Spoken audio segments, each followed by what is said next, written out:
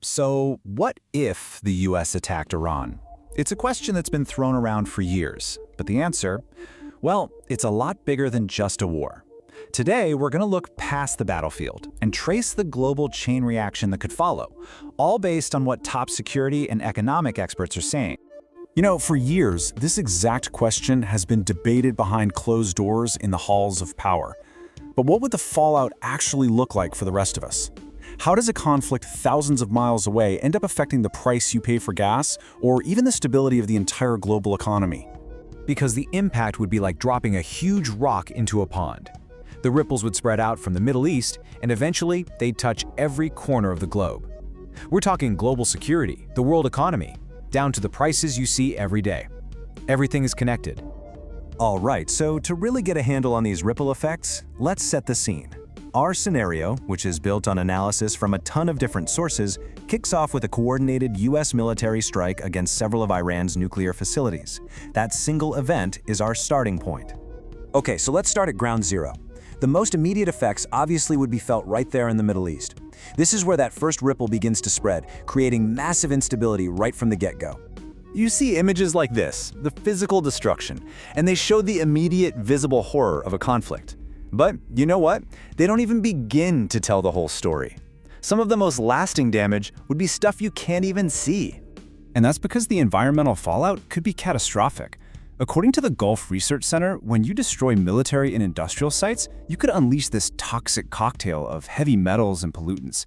And in a region that's already facing extreme water shortages, this could poison the air and water for generations, creating a massive public health crisis.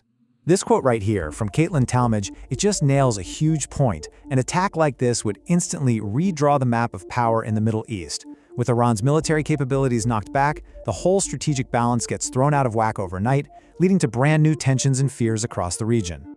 Now, let's follow that next ripple as it expands outward, because this is where it hits the global economy. And this is how a distant conflict starts to have a very, very real impact on your daily life, no matter where you live. And suddenly, this tiny stretch of water, a place most of us never even think about, becomes the absolute focal point of a potential global economic meltdown. And why? Well, it's all about what flows through it. Just let that number sink in for a second. Supply chain analysts say that up to a third of all the oil that's shipped by sea in the entire world has to pass through this one little spot. It's basically the jugular vein of the global energy supply. And here's the crucial thing. Iran wouldn't even need to completely shut down the strait to cause total chaos. As Samantha Gross from Brookings points out, just the threat of an attack, a few mines in the water, a drone strike, that's enough to make insurance rates skyrocket and force ships to avoid the area altogether. And that's when you get this crazy domino effect across global trade. Suddenly, shipping routes have to be diverted the long way around Africa. That adds weeks to every journey. It means higher fuel costs for ships, for planes, for trucks, and that means the price of almost everything you buy, from your phone to your food, could go up. Right. A conflict of this size doesn't happen in a bubble. The third ripple effect is geopolitical. An attack would immediately force the other big world powers to draw lines in the sand. And you'd see the world split right down the middle, almost instantly. The US would frame the strikes as a necessary defensive move, but on the other side, Russia and China would almost certainly condemn it as an illegal act of aggression, creating this incredibly tense standoff at places like the UN. But here's a really fascinating twist from Patricia M. Kim. While Russia and China would be really loud in their condemnation, their support for Iran would probably be more talk than action. They're not some true unified alliance. They're more like a group of countries that are united by what they're against, not what they're for. So we've seen the regional chaos, the economic shockwave, the global standoff. But the final ripple might just be the most dangerous one of all.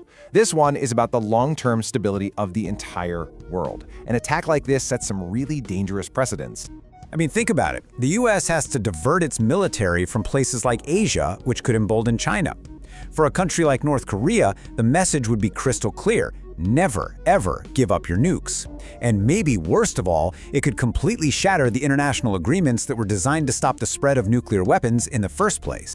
In all of this, it all boils down to one central and frankly deeply unsettling question.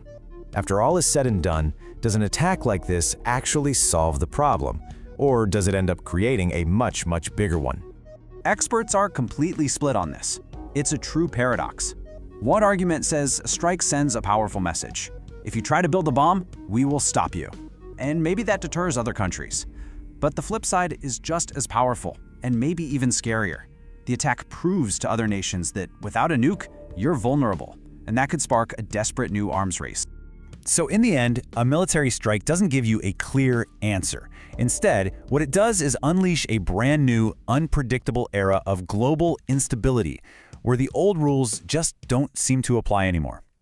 The key takeaway here is that the consequences are vast, they're complex, and they are all deeply tangled together. An attack wouldn't be the end of a problem, it would be the beginning of a whole set of new, dangerous ones. Which leaves us with a final, crucial question to think about. If military action just opens a Pandora's box, what are the alternatives?